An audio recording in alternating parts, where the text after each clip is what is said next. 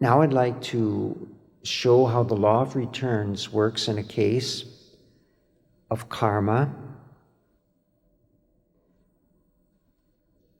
with a car, which is only fitting. Karma. This is very bad. The person who wrote this in said he tried to joke with someone about karma later, but it wasn't the time or place, as he found out, because there was a spiritual lesson involved. And this story illustrates Maybury's second law. I've mentioned those laws before. I'll mention both of them again in a bit.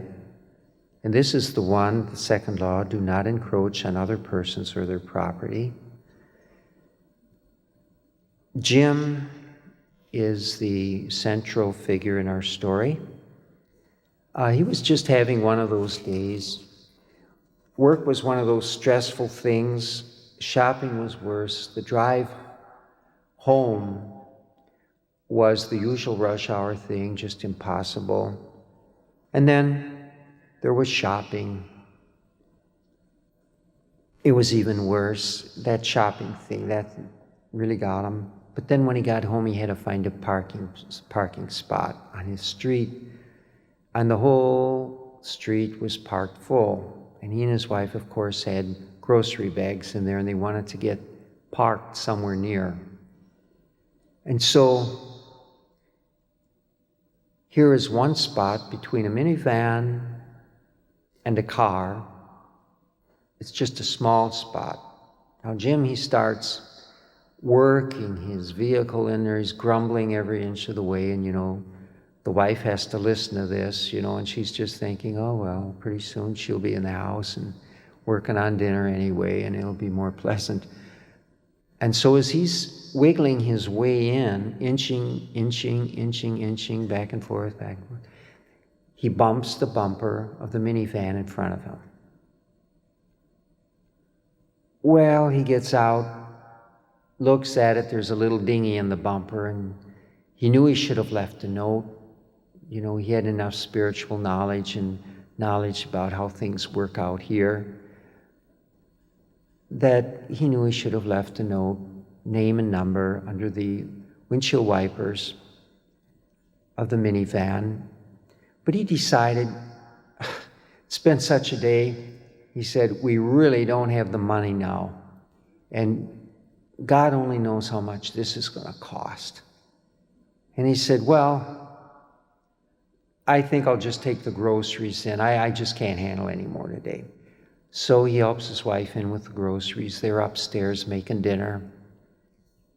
And so he's in the kitchen trying his best to be of some use, but his conscience is troubling him.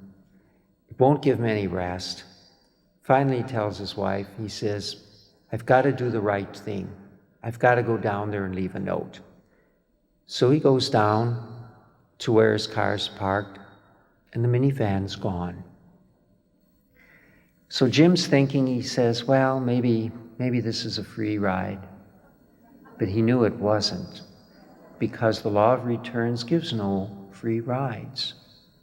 There's always paying back at some point or another, either here or hereafter.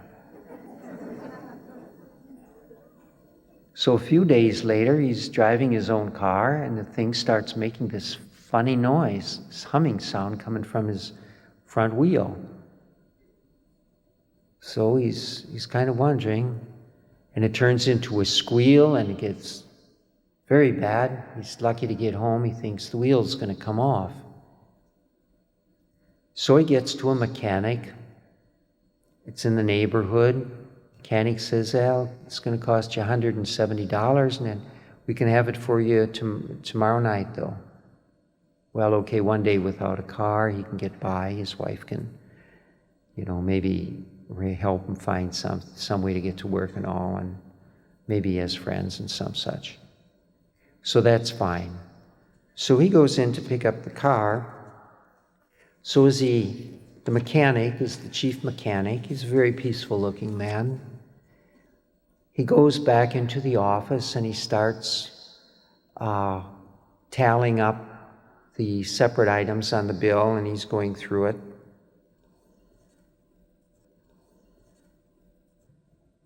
And then Jim notices that there are all kinds of pictures behind the chief mechanic on the wall of lamas and other holy men.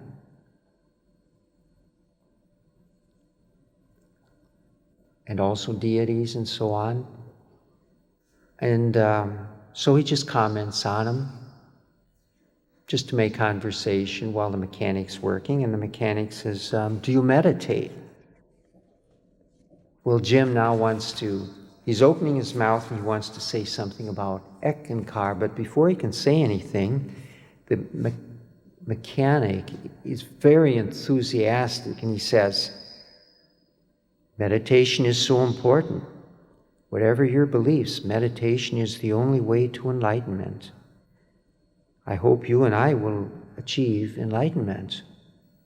Jim's ready to say something about Eckankar again. But then the chief mechanic goes on. He says, karma is very hard. I try to stay in the center, but sometimes I sway to the left or the right.